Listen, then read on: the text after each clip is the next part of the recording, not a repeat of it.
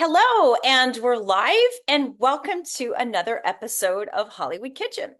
I am very pleased to be reunited with the incredible film historian and author Rick Greene Hi, right behind everybody. me. Rick is a frequent contributor to Hollywood Kitchen. If you watch episodes, we did one on Oliver Hardy very early on. I think that was the first one we did. We've done one on the Three Stooges, on Abbott and Costello, on Martin and Lewis. He Cary Grant. famously possesses Cary Grant's personal diary. So Rick is the film history gift that will never stop giving, which I say every time you're on, but it's true. It's true.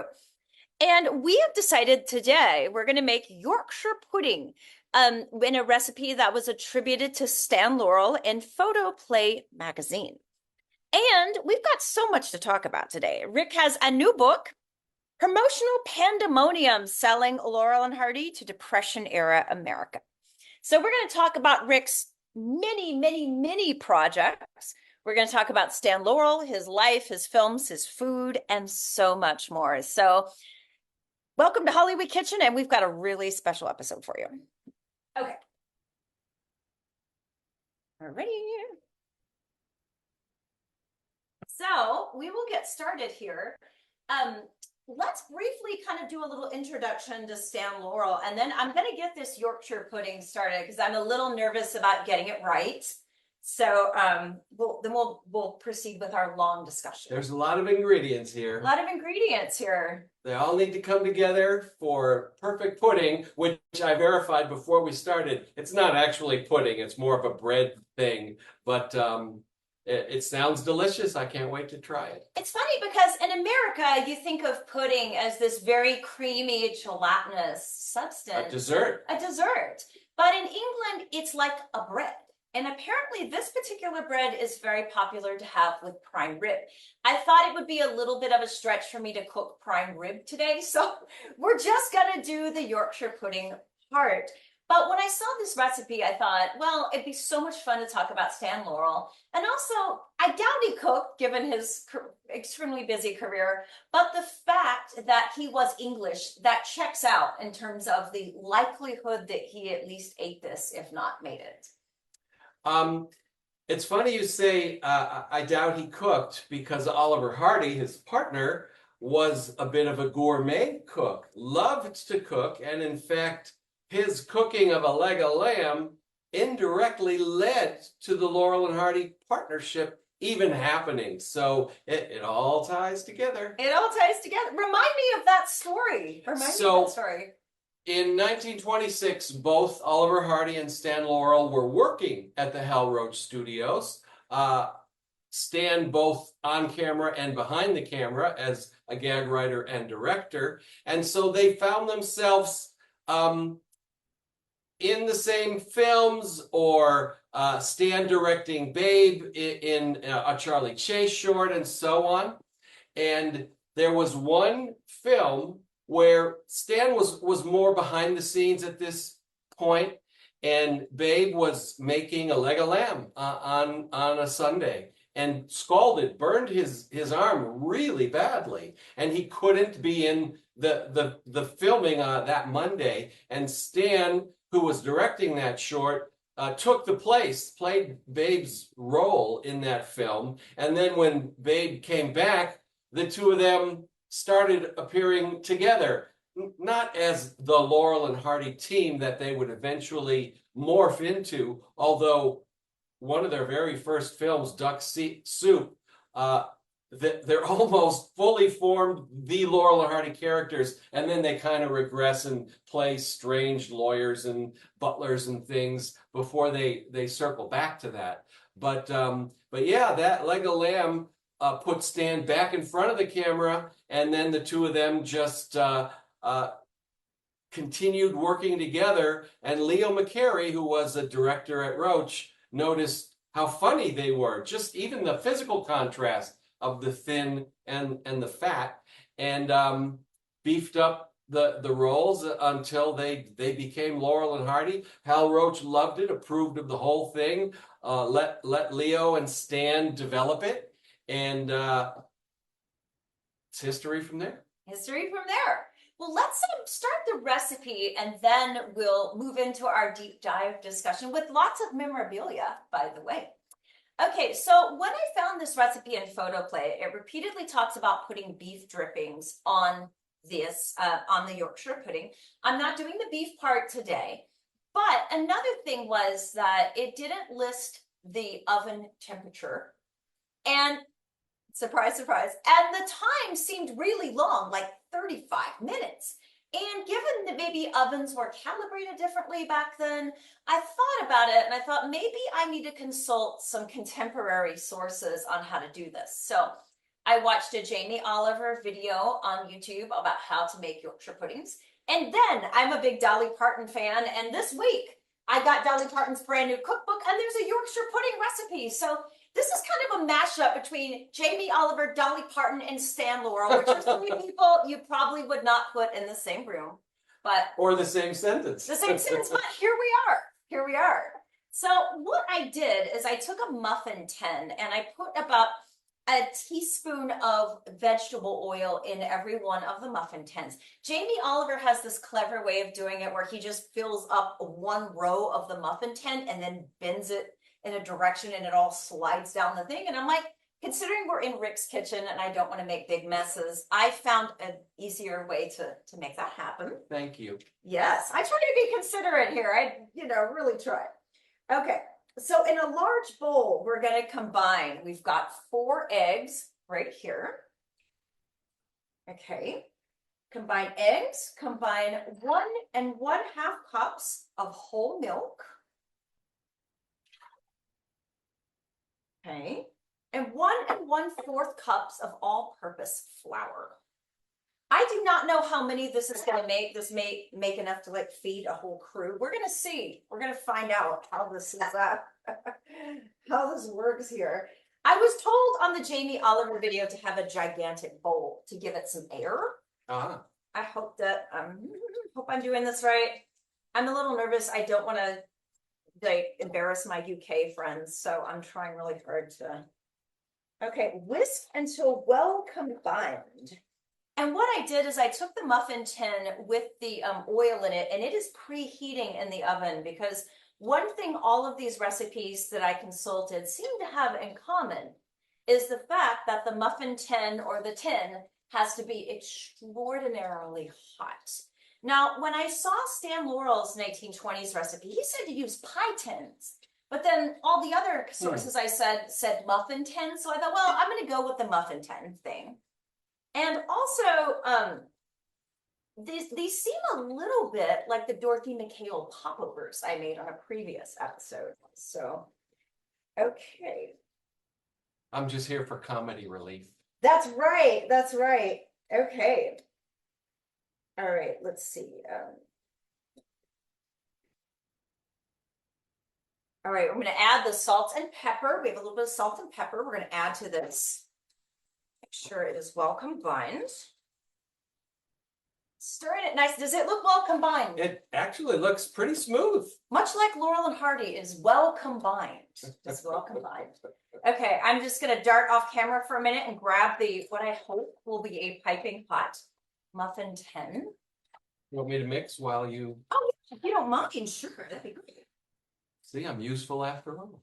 Do you have a ladle or anything? Or maybe I could just pour it in that and then pour it in the muffin tin from this. Oh yeah, good idea. Do you want to pour it into this while I'm getting the muffin tin? Okay. Okay, excellent.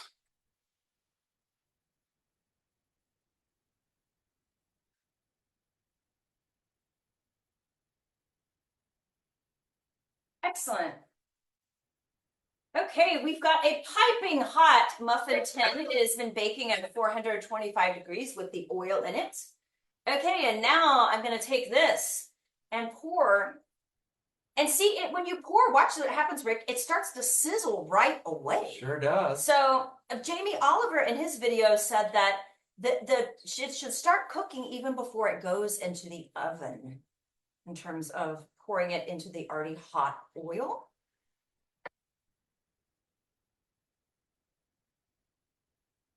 Some of these are going to look a lot bigger than others, but hey, just going to do the best I can here. They're going to be kind of like muffins. Yeah, they are. I think they are. If all goes according to plan, that is. Okay. All right. And then put it back in the oven for 15 to 20 minutes, but I can't open the oven or they might collapse. So, all right, wish me luck. I'll put this in the oven. And I can set an alarm with Alexa so we don't lose That'd be track. perfect. That'd be perfect. 15 minutes or 20? 15 to 20. 18. Just Alexa, set alarm for 18 minutes. 18-minute alarm set for 12:28 p.m. Do you ever, sometimes when I get stuck in traffic, Rick, I will amuse myself by thinking about what classic stars would do if they were in the modern world we live in today. So if Laurel and Hardy were cooking in your kitchen and they had to use Alexa, how do you think that would work out? It would be like when we would watch the Jetsons in the 60s and look at all the things that were gonna be happening in the next century. They'd just be astounded. Right? Definitely. So while it's cooking, should we go look at your memorabilia? Let's do it. All right. I'm gonna move the camera over this way. And I'm starting some Hal Roach background music. Hopefully you can hear it in the background. Yeah. My wife. Okay. Here, I'm gonna turn it more towards you.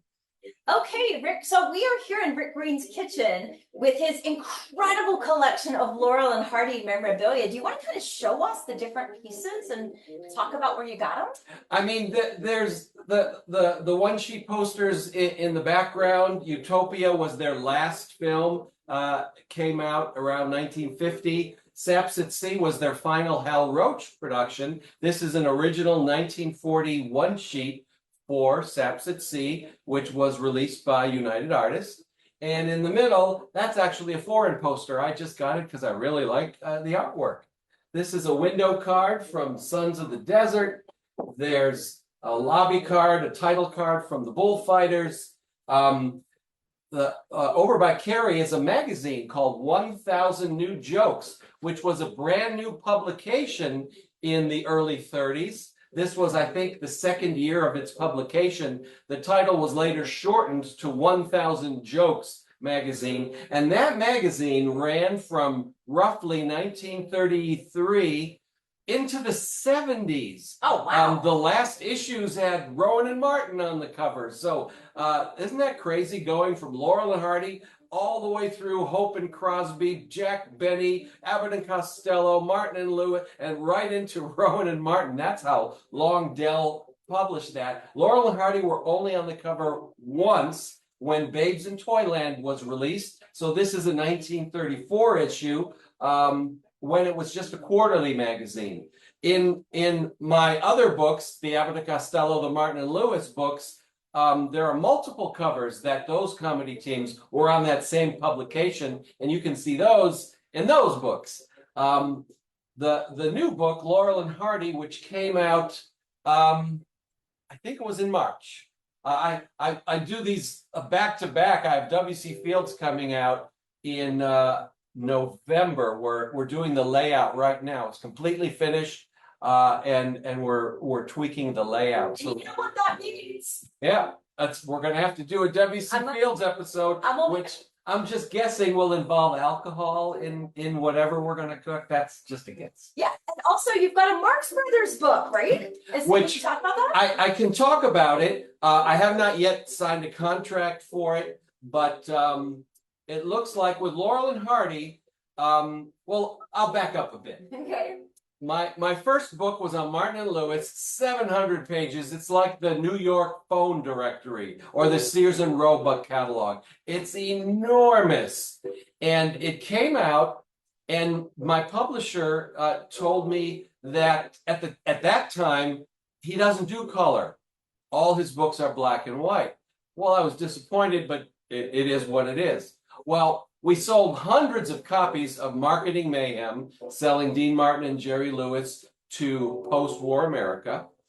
And then Amazon actually contacted my publisher and said, look, there's so much ink in this damn book of yours, you've got to upgrade the paper. So the publisher came to me, hey, we've got to upgrade the paper on Martin and Lewis, or Amazon won't even put it out. I said, well, that means it's going to cost more. He's like, yeah. I said, but can I do color now at least? He's like, oh, yeah. I'm like, well, why didn't I hear that at the beginning? And we could have just started. So while I was doing the Abbott and Costello book, I had to go back and revise the Martin and Lewis book. And about a third of the images were upgraded to full color. Now, these books, they're not cheap. They're coffee table art books. But the one criticism I hear over and over and over, they're worth the money. So Abbott and Costello, Martin and Lewis, 700-page massive books. Here is Abbott and Costello. Ugh, you can see how thick it is. It's a gorgeous book filled with full color images. But then my publisher came to me and said, look, no more 700-page books. Please, can you keep it to 500 pages? I can do that. And I wanted to do Laurel and Hardy next, but I didn't know if I had the material. Martin and Lewis, Abbott and Costello, I had most of the material already in my collection. Laurel and Hardy, this stuff is really expensive, so I didn't have a lot of it. But Randy Skretbat, who wrote the best book ever on the making of the Laurel and Hardy films, the magic behind the movies, if you don't have it and you love Laurel and Hardy, you must have that book. He convinced me I need to do for Laurel and Hardy what I did for Abbott and Costello, Martin and Lewis. And he said, the fans in our organization, the Sons of the Desert, the International Laurel and Hardy organization, they'll step up, they'll loan you this material. And I said, okay. And he was absolutely right.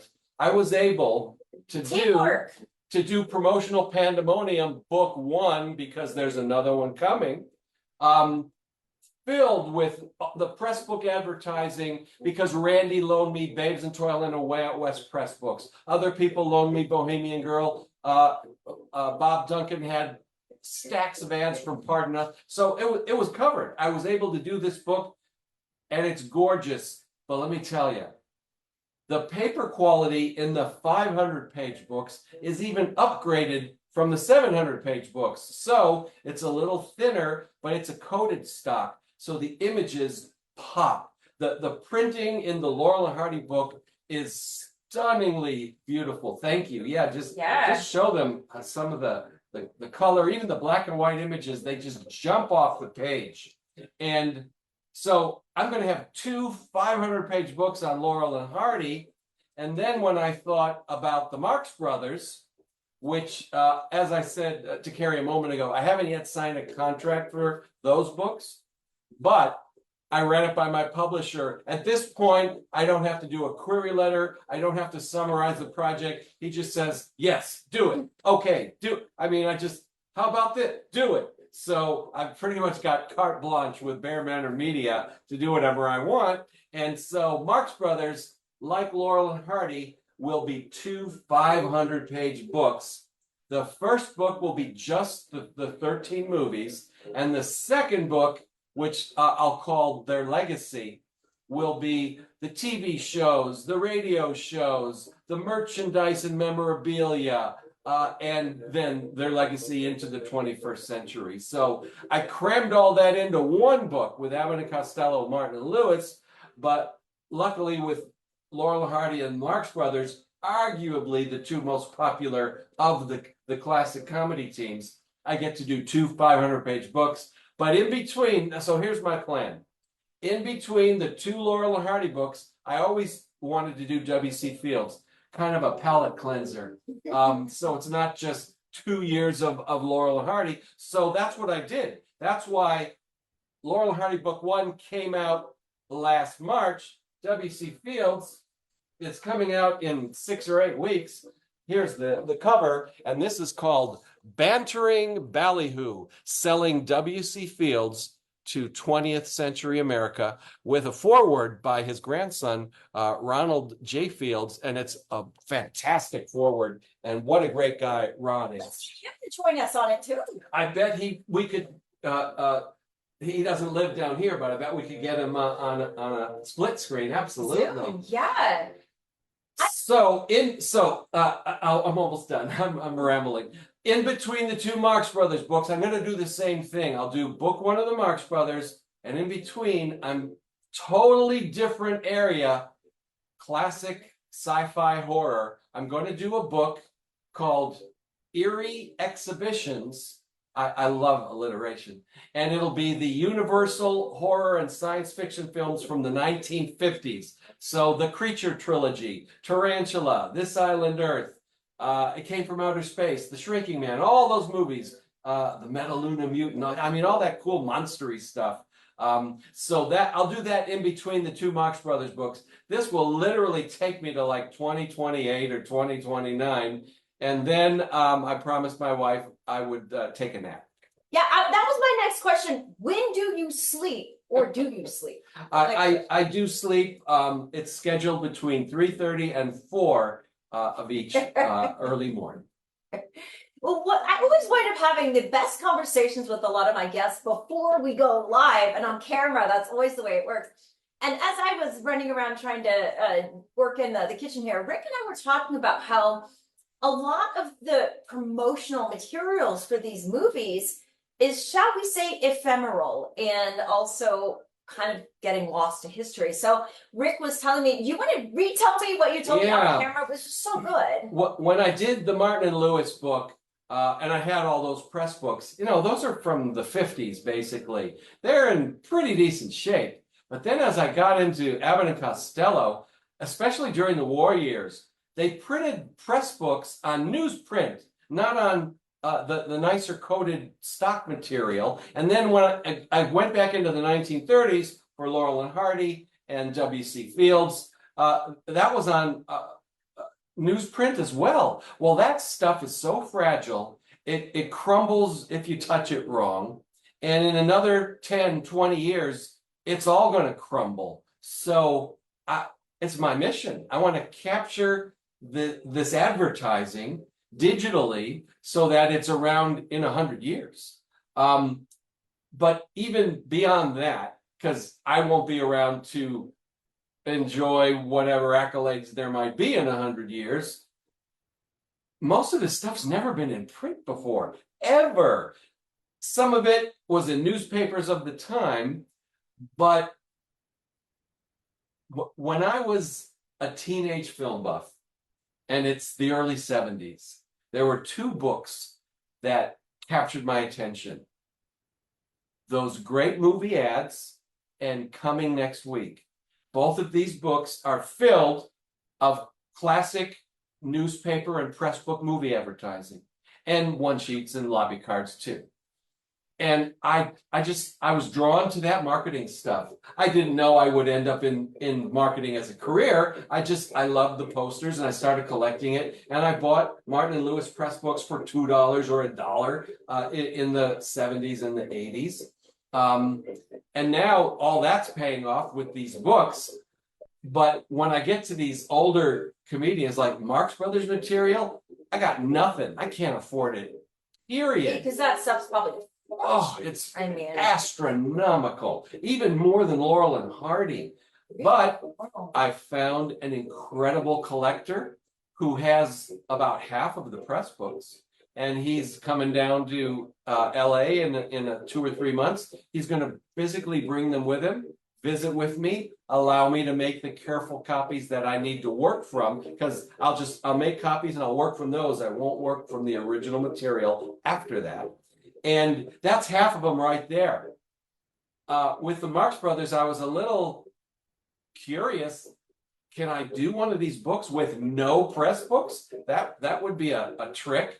And I was able to find so much newspaper archive material. But now I've got this great guy, John, who's heading down. Randy knows who I'm talking about. And he's going to let me use, he's got like 8 out of the 13 Marx Brothers movies, all those press books. So if you're a Marx Brothers collector and you have press material, reach out to me. I need you. But yeah, with Laurel and Hardy, I already knew all the collectors within the Sons of the Desert. I've been in this organization since I was 15 years old. So yeah, why don't I talk about that for a few Please, minutes? yeah, Um, yeah. At least until Alexa tells us we need to open the oven. I grew up in Cleveland and fell in love with the Universal horror movies and started collecting Castle films. And that led to the Abbott and Costello Meet, Frankenstein, Invisible Man, and so on, which brought me into comedy. And then I discovered Black Hawk films, Chaplin, Laurel and Hardy, and so on. So I was buying these 8mm Super 8 home movies when I was 13 and 14. And then I found out about the Sons of the Desert, the International Laurel and Hardy organization, founded in 1965 with Stan Laurel's knowledge and blessing, and he even helped to write our charter. He died in 1965, so he actually never attended a single meeting, but he knew about it, and he was thrilled that we were doing it. So 8 years later, it's 1973, I want to join the Sons of the Desert. I'm 15 years old. Well, there was no tent. We called them tents instead of chapters. There was no tent in Cleveland. So I wrote to New York, hey, can I start one? Yes, I can. So 15 years old, I founded the Big Business Tent of Cleveland, which last year I flew back to Cleveland for the 50th anniversary. A hero's welcome. Which that tent is still in operation. They still meet 6-8 times a year. And some of my oldest friends from when I was a teenager are still in that group. So I ran that tent for 5 years. Then I moved to San Diego and joined the Saps at Sea tent and was named after that film. Was almost immediately made the Vice Chic, and I did their newsletter. And then their Grand Chic retired after a few years. I became the Grand Chic of a second large, prestigious tent of the Sons. Then I became the editor of the Intra-Tent Journal, which is the entire organization's newsletter. So here's one of my issues. We hit the 50th issue during my tenure. I was the editor all throughout the 1980s. So there's the 50th issue, the cover of it. And I got to be one of the key personalities throughout the Sons of the Desert, mainly because of editing the Intra-Tent Journal. But then, a couple of years ago, I still go down to Saps at Sea tent meetings, but I was no longer the Grand Chic. The Way Out West tent here in LA, which is, it's like the third tent out of all of them. Oh, here comes Alexa. Okay, if you're gonna keep talking, I'm gonna All go right. check the oven. They needed a new Grand Chic. Oh, it looks good. Oh my God. Oh, it's a thing. Oh, wow. They really popped up. It's alive. It's alive. Wow. I haven't embarrassed my friends in the UK, hopefully. I mean, some of them are more cooked. Alexa, stop. I can never shut her up. On a few plates and we'll let them cool and then we'll eat some on camera. Absolutely. I used the measuring cup to pour the batter in here and they kind of almost have a C shape, some of them, but You're gonna love my plates. oh, She loves Halloween.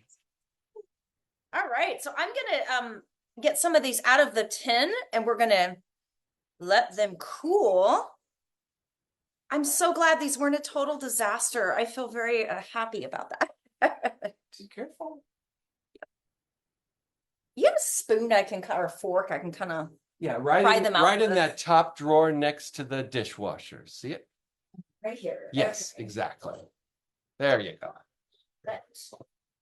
So I'm now the Grand Chic of the Way Out West tent of the International Sons of the Desert, which is one of the largest and oldest of all the tents.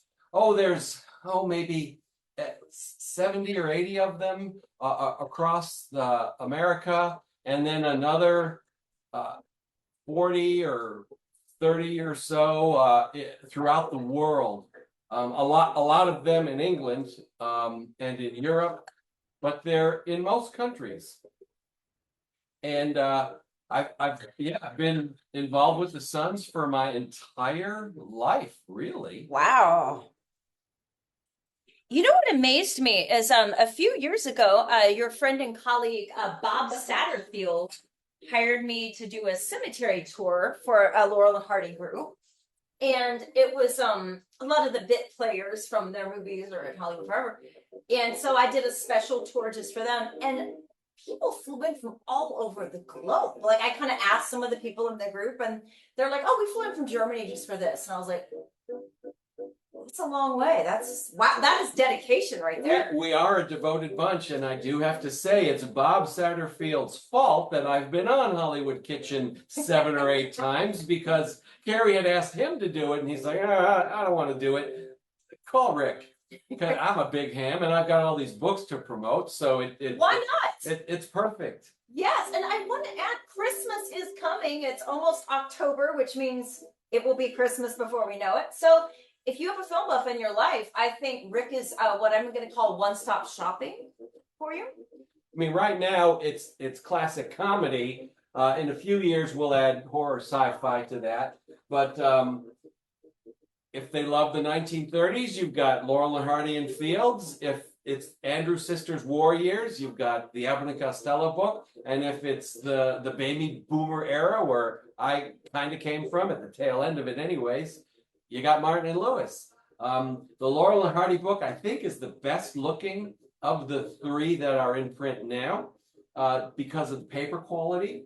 And I anticipate Fields will look every bit as gorgeous as Laurel and Hardy does.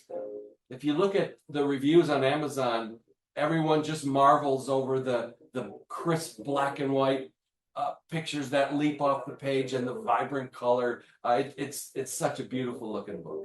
As a marketing expert, which that is what you do for your full-time career, in addition to all these incredible books that you write, what would you say the trick is to adjusting these marketing campaigns era to era based on what's going on in the world, socially, politically? You've got depression, you've got war, you've got post-war malaise.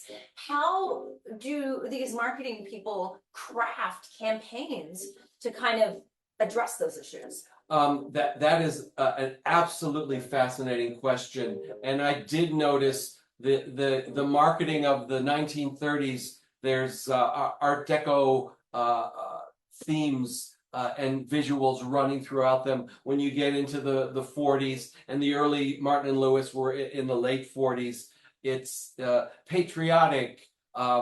It's the ads are a little more dense, a little more populated with imagery and catchphrases. When you look at movie advertising from about the 70s onwards, there's one principal image that these folks who work for these marketing departments would zero in on. For example, we all know the Jaws poster. You've got that triangle of the shark coming up toward the girl in the water. The Exorcist, the Exorcist in shades, very film noir, standing by that brownstone New York apartment where he was about to go in to do his exorcism. You know, it's one image, the one sheet, the 3 sheet. They didn't even do 6 sheets anymore into the 60s and 70s, or into the 70s. And then they stopped doing lobby cards towards the early 80s. It's one image. If you look at a Marx Brothers film, an Abbott and Costello film, 4 or 5 completely different 1 sheets, 2 completely different 3 sheets, a 6 sheet, a billboard 24 sheet, and 8 lobby cards. All of it complete. I'm getting all flushed. I get excited about this. All of it completely different. So if you're doing an Indiana Jones movie in the 80s, it's just one picture of Indy holding the whip or whatever. But back then, they had teams of people doing so many ad layouts, and they're all worthy. They're gorgeous. I like to for the classic comedy teams, I say they're selling something that sold itself. people, if it just says new Laurel and Hardy short, they're going to come for that. You don't need to promote it. Same thing with Fields. Marx Brothers, they're so popular. Abbott and Costello brought it to new levels. Martin and Lewis, rock star levels in the 50s. It's hard to remember that now, but Martin and Lewis were the Beatles of 1952. They would stop traffic in Times Square. So all you had to do was say Martin and Lewis in the Stooge or Abbott and Costello meet Frankenstein, and there's lines around the block. Even so, the marketing material needed to tell the story, set the stage, and entice the undecideds. Oh, all right, I'll check that one out. So many of these people worked in New York. For example, Al Hirschfeld, the great caricaturist, the greatest of the 20th century, worked freelance for most studios, but primarily MGM. And he would, I befriended the guy who runs the Al Hirschfeld Foundation, because this Laurel and Hardy book one especially, is loaded with, I'm going to say, 100 Al Hirschfeld drawings that have never been in print before. I was sending them stuff that they didn't have. And I got his permission to utilize it. And I got his permission to use some W.C. Fields drawings in that book. And I'm going to need his permission for the Marx Brothers, because Hirschfeld worked freelance for MGM. And he told me he would drive into the city in New York, never out here on the West Coast, meet with the marketing guy from MGM. They'd shoot the breeze. They'd go have lunch, have a few drinks, come back, see a screening of the latest movies, and Hirschfeld would pick and choose what he wanted to work on. That's, even in the 30s, he was in that much esteem. Wow. So he always picked Laurel and Hardy and the Marx Brothers, no matter what the movies were, because he loved the great comedies back in their era. And then he continued to draw these classic clowns right up until his death. And I even asked my friend at the Hirschfeld Foundation, would you agree with me? Did he draw Laurel and Hardy more often than any other movie stars? He said, yeah, I will agree with that. Now, he did a lot of Marx Brothers, but they only made 13 movies, and 5 of them were at Paramount. So that's just a handful of movies for Hirschfeld to work on. Laurel and Hardy did short subjects, featurettes, and features, and Hirschfeld grabbed them, as well as the Charlie Chase shorts. He loved to do Chase. No W.C. Fields in the 30s, because Fields made one movie for MGM, David Copperfield, and there's no Hirschfeld's whimsical drawing didn't fit with promoting a classic novel, so he didn't work on that one. But he drew some amazing covers for books in the 70s for Richard J. Annabelle, and those are in the Fields book, and they're just gorgeous. So that's just one example of how they would utilize freelance artists as well as their own staff artists to come up with all these multitudes of designs for every project. And while some of the subtleties may have changed from the Art Deco era to the patriotism of World War II, etc., one thing that remains the same is that life is hard for everybody, no matter where you live, what you make, what you do. We all have major problems. And that's true. But we all need to laugh. We all need to escape. We all need to find a way to just get out of our heads, get out of our lives, and find some joy. And that's what every single one of these people have in common. That's the through line, is they all made you laugh, and they made you forget the Great Depression, the war, the post-war, I mean, all that stuff, you know, and laughter is a powerful thing. It's a friend of mine, when I was doing the Martin and Lewis book, summed it up beautifully. I used this like as the closing to that book. We embrace the classic clowns, the people who made us laugh, and invited them into our families as if they were the nutty uncles that we wish we had. The Clark Gable, you don't feel like he's part of your family. You admire him, you love the movies, but Laurel and Hardy were drawn to them, to their characters, to the love they had for each other. Laughter is such a powerful emotion. So yeah, it's like they're part of our families. And the advertising reflected that warmth, that oh, we got to go to that movie. Let's have a good time. Definitely. And also, I think too, another part of the appeal of Laurel and Hardy, they were usually very working class. They're just trying to get by, which I think people can relate to. The Stooges, same thing. They're working class. They're trying to get by, trying to eat, trying to find a place to live. And I think a lot of people could connect to that too. And also when they make fun of rich people, when they create chaos around it, I think there's something kind of cathartic about that makes people really laugh, you know? Yeah, I mentioned this when we had our Three Stooges special, one of the greatest Hollywood kitchens of all time, which was in this kitchen, Yes. by the way, with Curly's grandson, Curly G. But I talked about how, yes, I founded the Cleveland Laurel and Hardy group when I was 15, but I couldn't write to Stan Laurel. He died in 65. I couldn't write to Oliver Hardy. I couldn't write to Lou Costello, but you know who I could write to? Mo Howard and Larry Fine. They were still alive in 73 and 74. So I found their addresses. I started writing to them. I received one letter from Larry Fine with an autographed photo, which I still have. I think I showed it on that episode. But Mo and I started up a correspondence.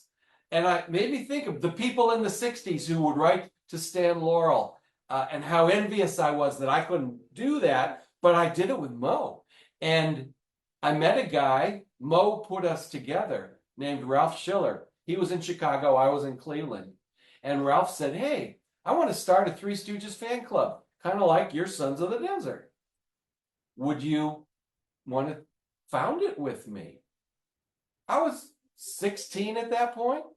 And I said, absolutely. So I wrote Mo Howard, hey, thanks for introducing me to Ralph Schiller. He actually flew out to Cleveland. We met and planned this organization.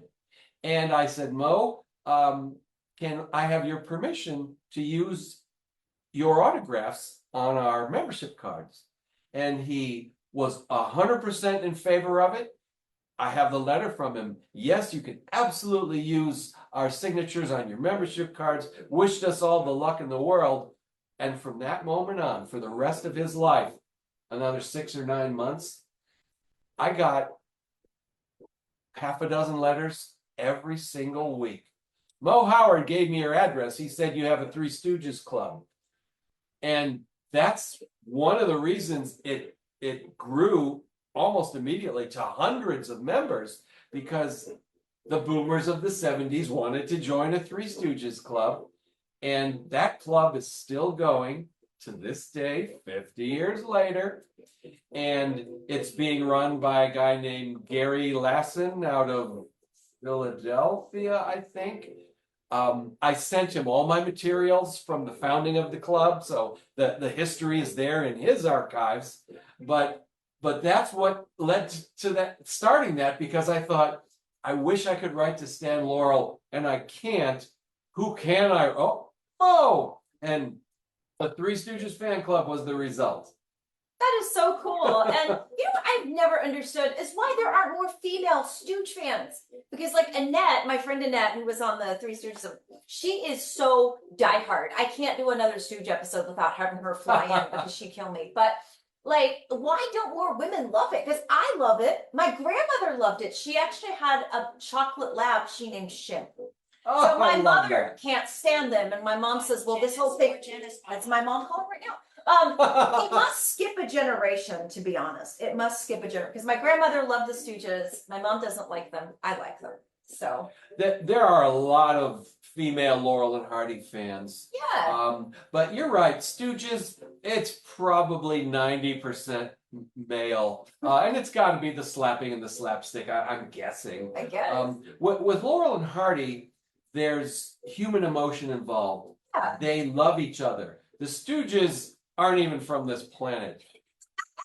They make funny noises when you hit them. They bounce right back from. I mean, they're not real humans, but Stan and Ollie, they're real to us. They exist. Yeah, and one of my favorite Laurel and Hardy's, and I know probably a lot of people out there watching, I love Big Business when they're trying to sell the Christmas trees. I have seen that short, I don't even know how many times.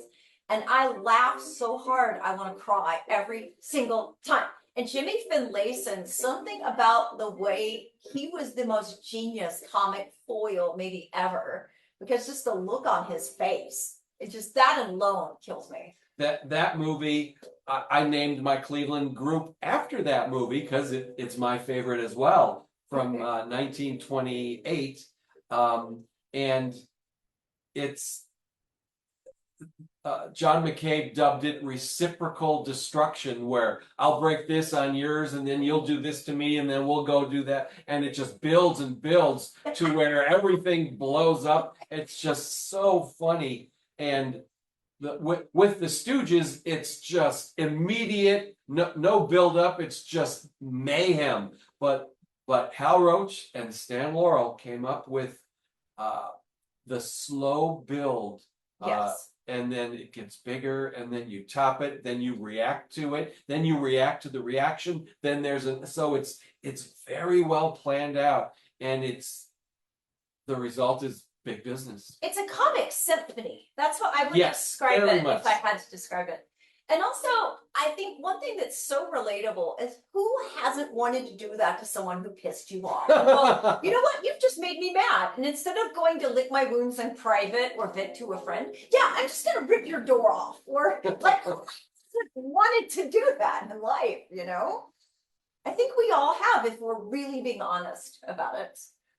I would agree with that. Another question I had for you. You cover comedy teams a lot. That's a great, that means Fields isn't, but that's a great deal of your work. Like how we talked about when Martin and Lewis got together, it was spontaneous combustion, which is the best way I think to describe them.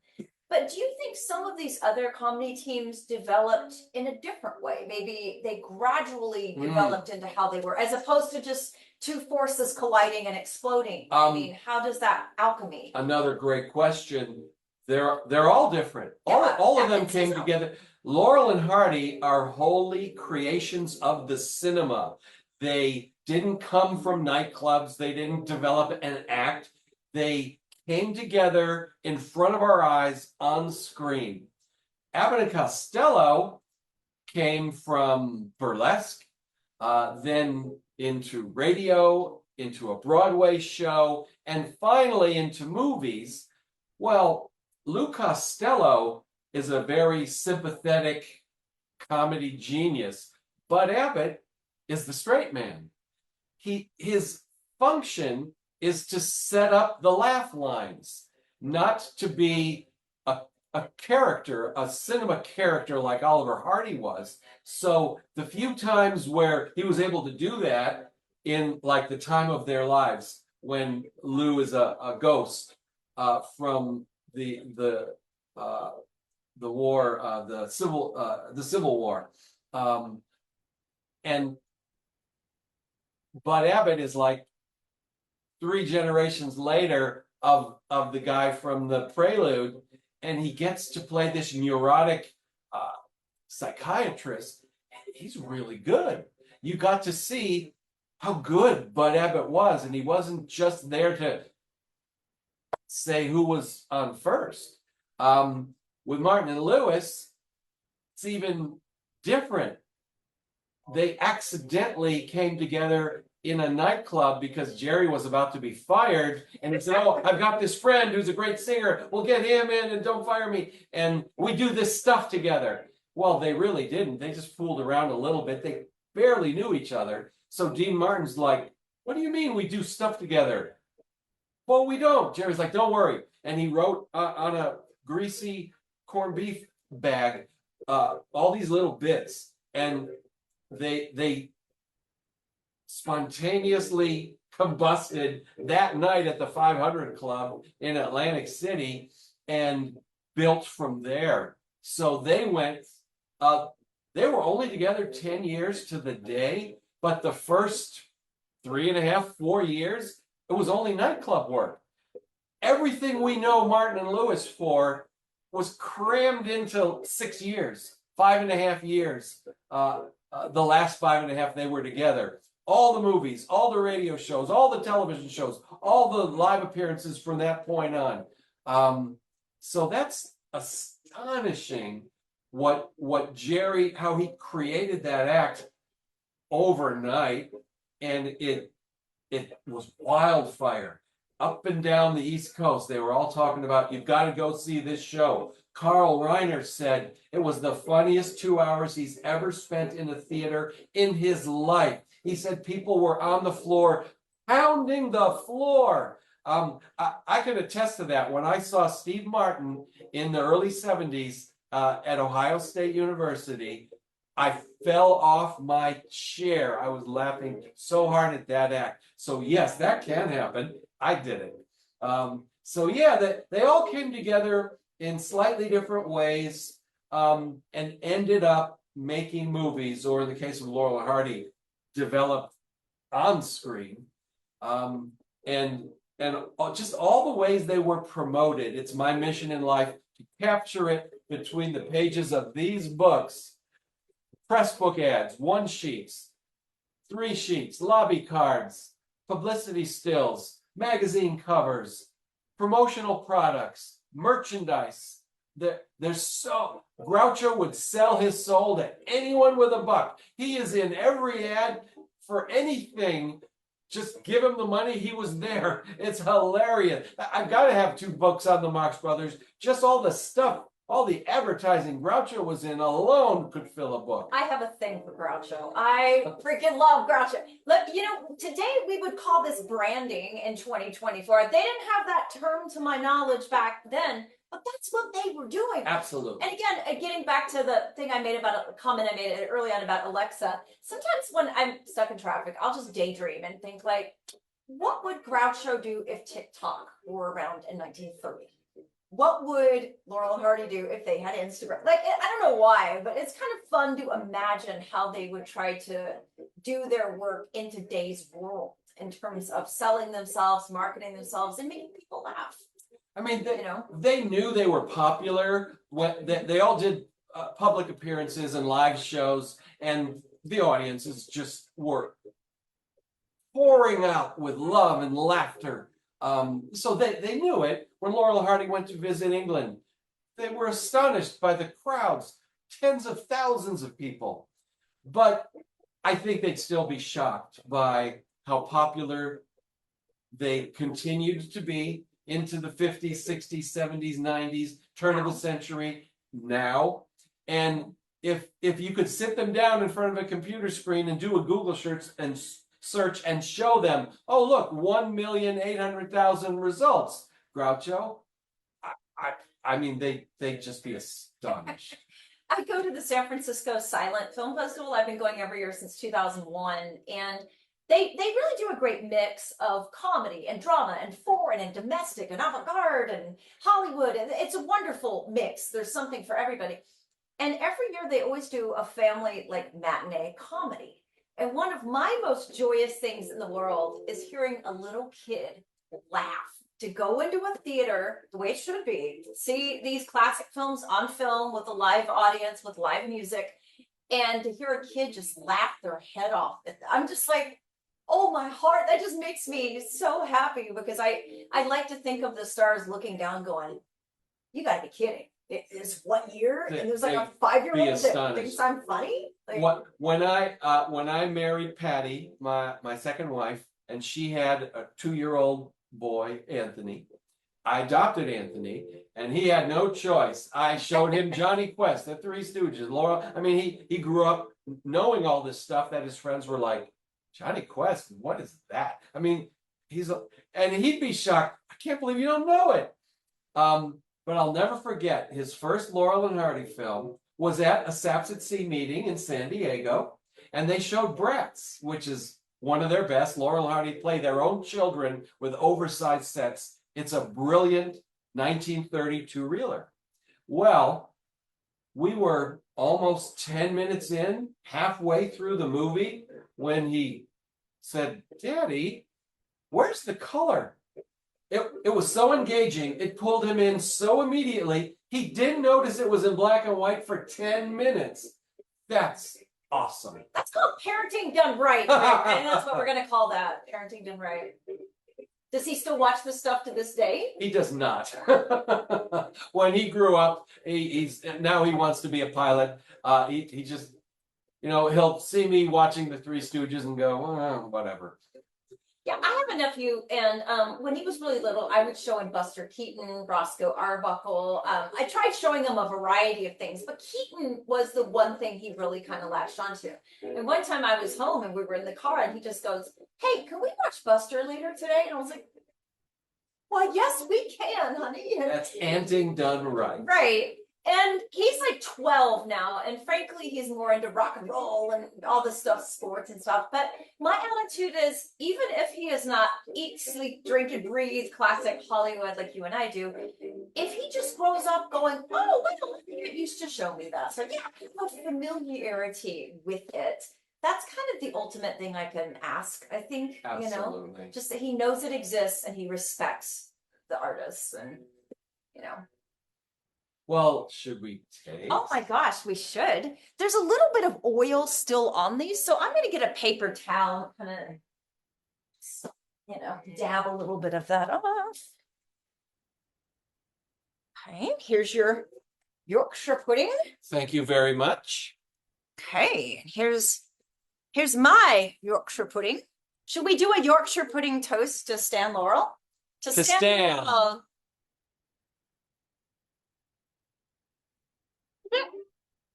Very good.